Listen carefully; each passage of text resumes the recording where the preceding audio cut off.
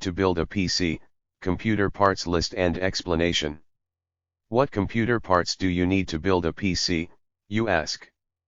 Does this mean you want to build your own PC? That is absolutely splendid. Building your own computer from individual PC components has so many benefits compared to just going out and buying a pre-built PC. The anticipation of the individual parts being delivered to your house, the shiny boxes with all the different components in them, not to mention researching what parts you actually need, which you are doing right now. By building your own computer you gain a lot of insight into the inner workings of hardware components and how everything fits together.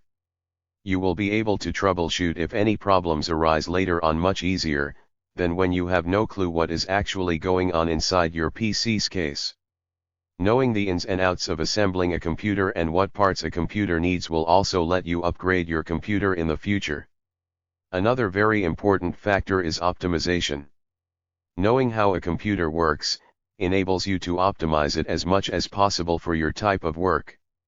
You can optimize by buying the best parts for your specific workloads, be it gaming, 3D rendering, modeling, graphic design, video editing, and more. Building your own computer is a lot cheaper too, compared to buying a pre-built PC. You can usually save around 30% in cost when researching, buying the PC components individually, and assembling them yourself. And the best of it all, building a computer is so easy, it's kind of interesting that not more people are doing it. Anyway, we now certainly know we're on the right track by looking into building our very own custom computer. That's probably why you came here in the first place. If you already have a grasp on which general type of computer you need, what specific parts do you need to build a PC? Computer parts list, PC components. Here is the computer parts list with all the basic hardware parts that you will need for a functioning PC. Case. Motherboard. CPU processor. GPU graphics card, if no integrated GPU. RAM memory. Storage device, SSD, NVMe SSD, HDD. Cooling, CPU, chassis. PSU power supply unit.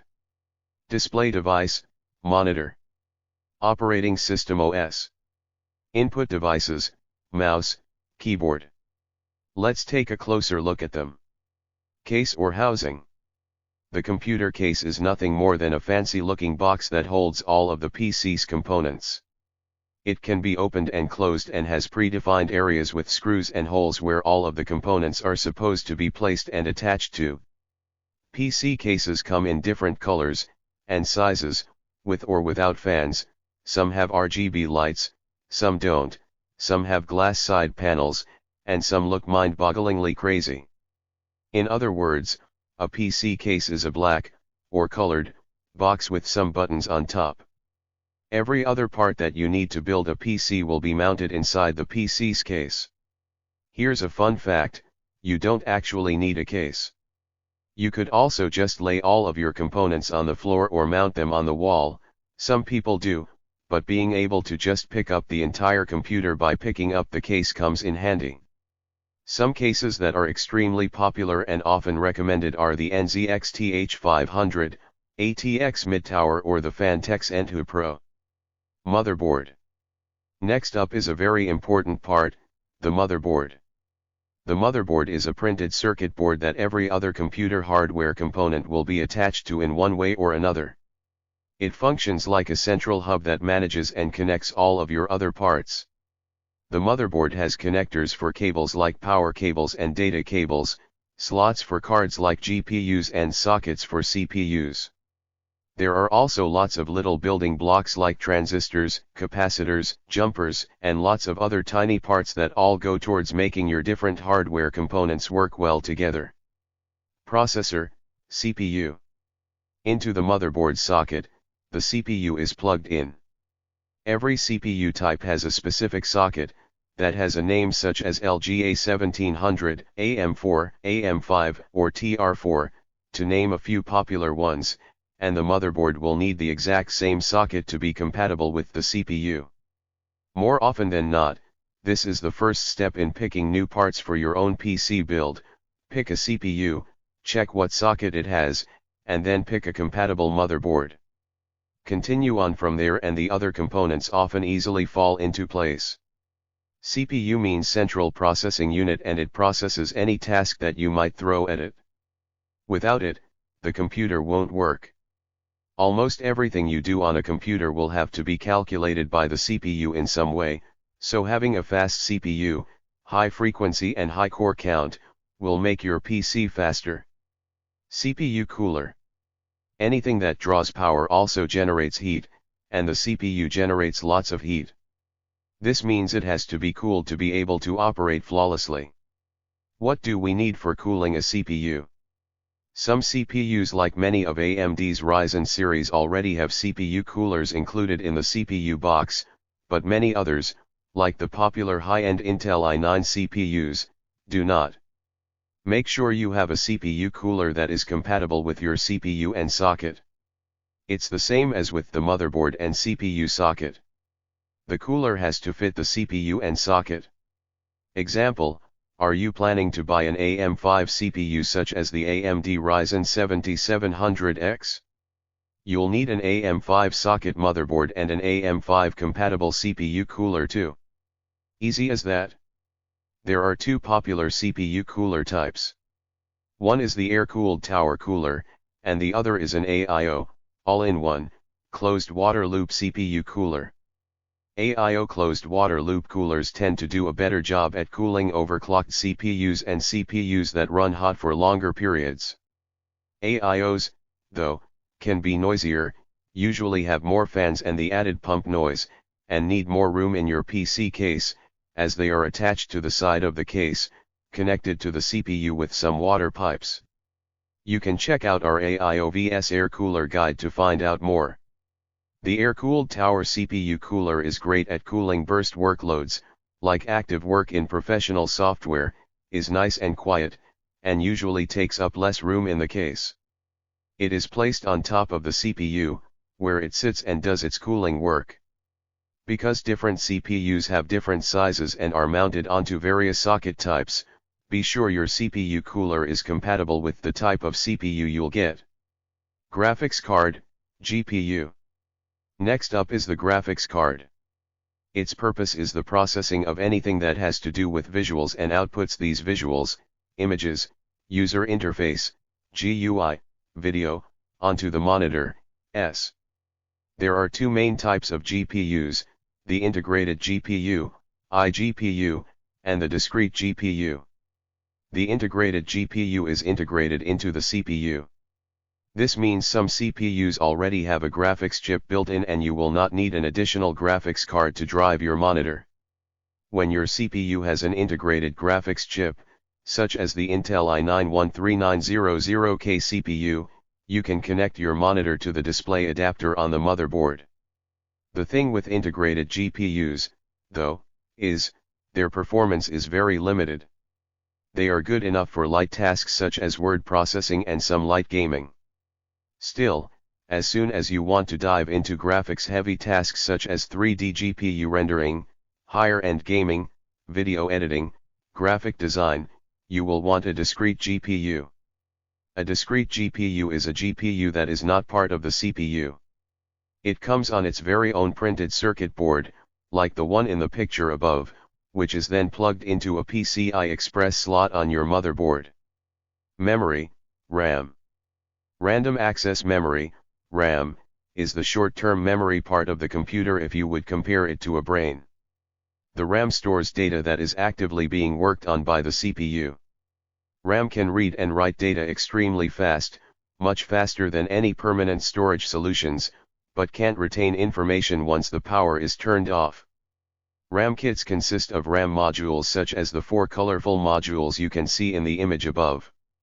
You can get just 1 module, 2 modules, 4 modules, or even 8 modules and more as long as your motherboard has sufficient RAM slots. A motherboard has RAM slots where RAM gets plugged into. RAM comes in different capacities starting at around 4 GB and going up to 64 GB per module on modern systems. Having more modules, of course, will multiply your RAM capacity. Storage, HDD/SSD/NVMe SSD. Because RAM can't store anything without power and we do want to be able to turn off our computer from time to time, we need a storage medium that retains its stored data, even without electricity. There are three typical mass storage types.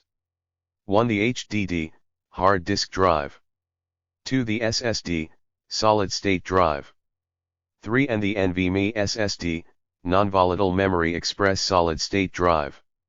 All three do pretty much the same, they store data for you.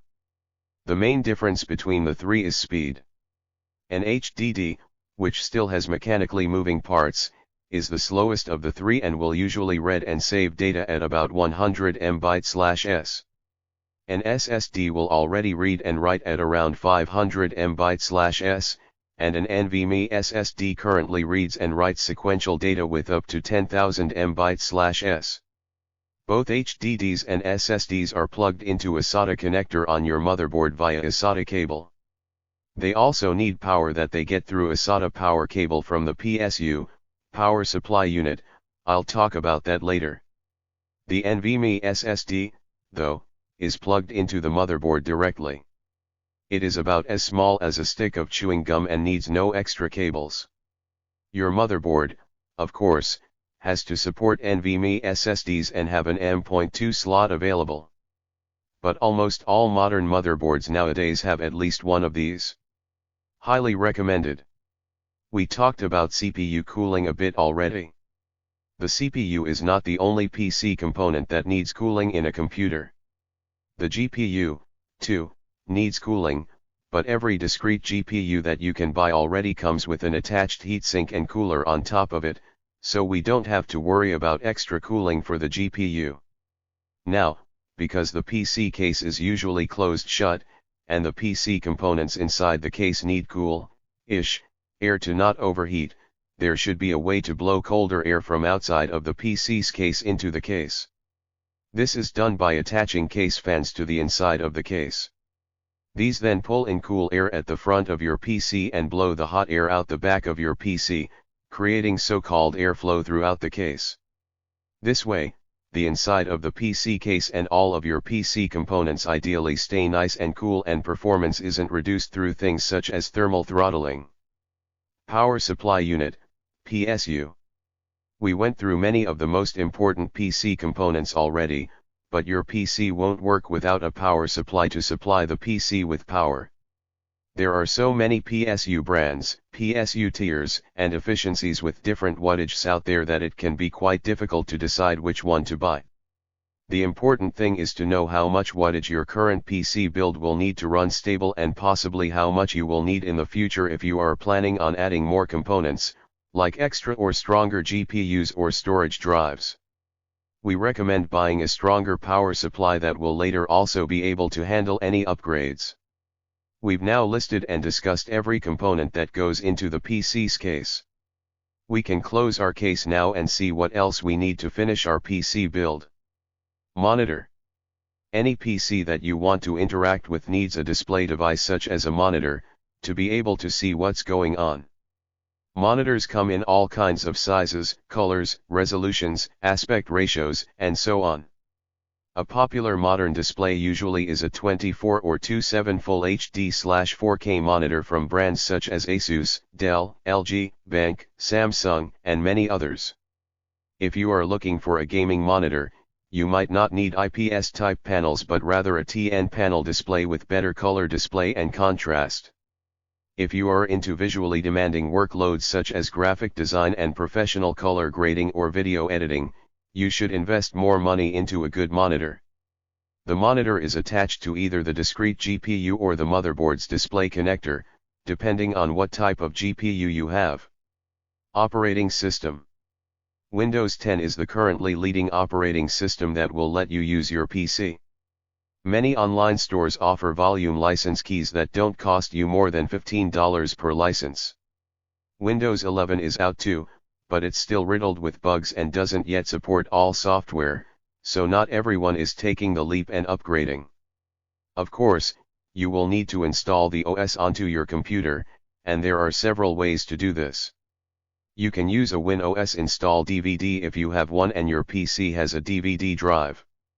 Nowadays, though, as optical drives are becoming a thing of the past, the operating system is usually either downloaded directly from the internet, for you to create your own boot medium on DVD or thumb drive, or you can buy it on a USB stick, thumb drive, that you can install Win 10/11 from. Input devices. Don't forget a good mouse and mechanical keyboard. There are lots of other input devices, such as graphic tablets or pens, which you can also use, of course. Tools needed to assemble a PC. That's pretty much it for PC components and input devices. You now have all the parts needed to build a functioning PC. To actually assemble a PC, you will need the following. Phillips head screwdriver, best to get a magnetic one for finding those drop screws. Anti-static wrist strap, so you don't damage any PC parts with static electricity. Select the main purpose that you'll use the computer for and adjust your budget to create the perfect PC with part recommendations that will fit within your budget. Finally, here's an easy checklist that you can go through to make sure you've thought of everything when building your own PC. Find out what kind of computer you need. Here's how to find out. Figure out what parts you need to build a PC in general, this article. Pick your parts and make sure they are compatible. Part recommendations here, check RAM, CPU, GPU compatibility here. Buy them and have them delivered. Assemble your PC, here's how, and be sure to ground yourself. Do some troubleshooting in case you're having issues, MSI, ASUS fan error, BIOS, clear CMOS. Install your operating system, drivers, and software. Done. Easy as that. Thank you, let us love IT. And keep Glow Unlimited.